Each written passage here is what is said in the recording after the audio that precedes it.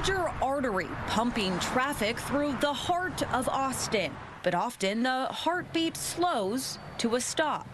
TxDOT hopes to revive with a plan to expand I-35 from the south side to the north side. But businesses to the east and west now face a harsh reality. Like everyone else, we had to deal with COVID, which was a major disruption to our ability to do business. And then just everything else that's happened since then, it just feels like as a business owner, it's like, I just want to do business.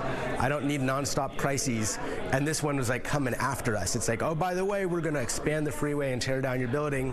Vacant land, office buildings, a property that's being used as a daycare facility right now, a restaurant, and just about every other type of use you could imagine. But each has a story. One client of mine that I'm thinking of is a third-generation family business. Attorney Luke Ellis lives and breathes eminent domain. Along Interstate 35, owner-occupied business, small business, for the last 35 to 40 years. Their business is one that is focused on servicing certain areas in close proximity to University of Texas and downtown. That business is now gone. It's getting kind of wiped off the face of the map. With eminent domain cases, first, the state makes an offer to the property owner. If they can't come to an initial agreement, the state then has to sue the property owner, each one individually. So there may be dozens or more lawsuits involving property owners and the state of Texas for the I-35 expansion. Ellis is representing some of those property owners as they fight for just compensation. So if the government takes your land as a property owner,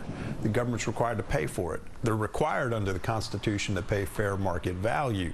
But fair market value is a term that is very subjective. In the meantime, under state code, the government is still allowed to take possession and start the process, which means businesses like the West China Tea House will have to start packing up. The big message that I like to be sure that property owners know is that they can go to court. They can fight for just compensation. It is a constitutional issue, and they have every right to defend their constitutional rights. In a prior statement regarding the I-35 project, the executive director of TxDOT said the traffic demand is here and will continue to grow as more people move to the Austin area.